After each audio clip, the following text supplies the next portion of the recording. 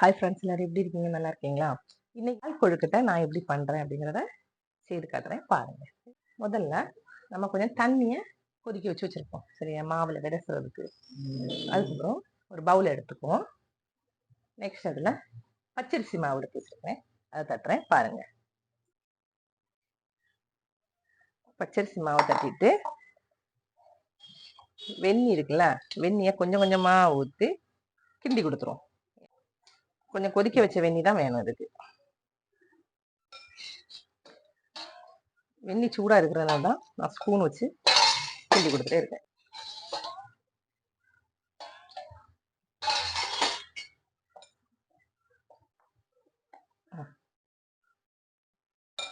அப்புறமா கொஞ்சம் தேங்காவை போட்டுரும். அதுக்கப்புறமா கொஞ்சம் ஆட் பண்ணிடுவோம்.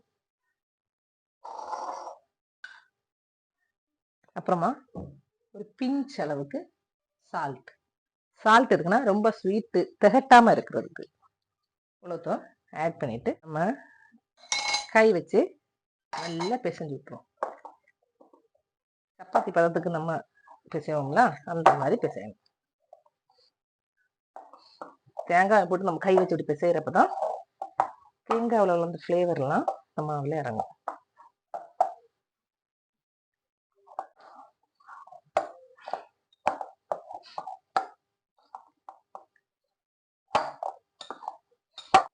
பாருங்க, சப்பாத்தி மாவு மாதிரி ரொட்டி எடுத்தாச்சு.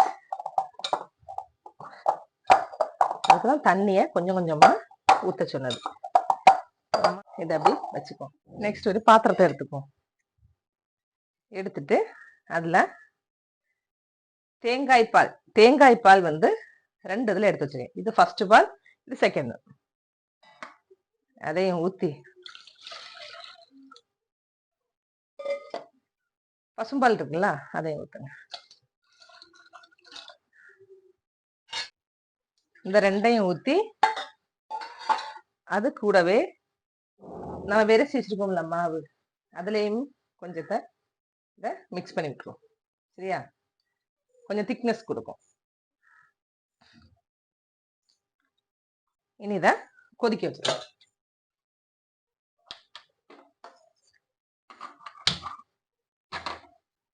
நெக்ஸ்ட் என்னன்னா, நம்ம எடுத்து வச்சிருக்கோம்ல மாவு, இதை வந்து குட்டி குட்டி பால், சின்ன பாலா பண்ணுங்க.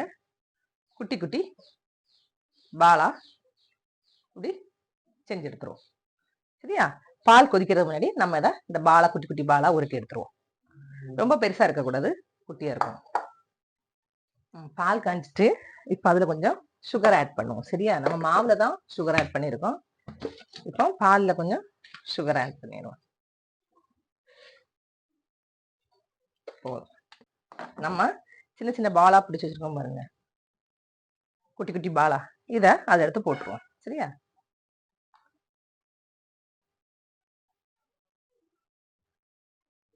இந்த பால் கொழுக்கட்டை வந்து அல்சர் பேஷண்ட் சாப்பிட்றது ரொம்ப நல்லது. ஏன்னா இதில் தேங்காய் பால் ஆட் பண்ணுறோம் பார்த்தீங்களா. ஏன்னா இது அவங்களுக்கு வந்து அல்சர் பேஷண்ட்டுக்கு வந்து வயிற்றுல கொஞ்சம் குளிர்ச்சியாக இருக்கும். பொதுவாகவே அல்சர் பேஷண்ட் வந்து தேங்காய் பால் குடிக்கிறது நல்லது. இந்த பால் கொழுக்கட்டைங்கிறப்ப அவங்க சாப்பிட்றப்ப வயிறு கொஞ்சம் குளிர்ச்சி ஆகும் பார்த்தீங்களா. குட்டி பிள்ளைங்களும் வேற டிஃபன் வேண்டாம் அப்படி சாப்பிடலாம், இந்த மாதிரி பாலா சின்ன சின்ன பாலா போட்டிருக்கிறப்ப அவங்கள இந்த என்ன சொல்ல, அந்த குட்டி குட்டி பாலை பார்க்குறப்ப அவங்களுக்கு சாப்பிடணும்னு ஆசையாக வரும். அதனால சின்ன பசங்களுக்கு இந்த மாதிரி அடிக்கடி செஞ்சு கொடுங்க. தேங்காய் பால் எவ்வளவு தூரம் சேர்க்கிறோமோ அந்த அளவுக்கு ரொம்ப டேஸ்ட் கொடுக்கும். சாதா பாலை விட தேங்காய் பால் தான் அதுல ரொம்ப முக்கியம்.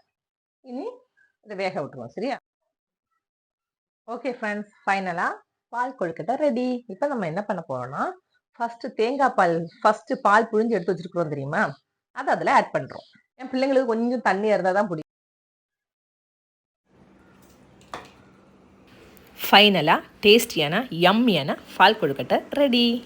நீங்களும் செஞ்சு பாருங்கள் ஃப்ரெண்ட்ஸ். என்னோட அந்த ரெசிபி உங்களுக்கு பிடிச்சிருக்குன்னா என்னோட சேனலை லைக் பண்ணி ஷேர் பண்ணி சப்போர்ட் பண்ணுங்கள். தேங்க்யூ.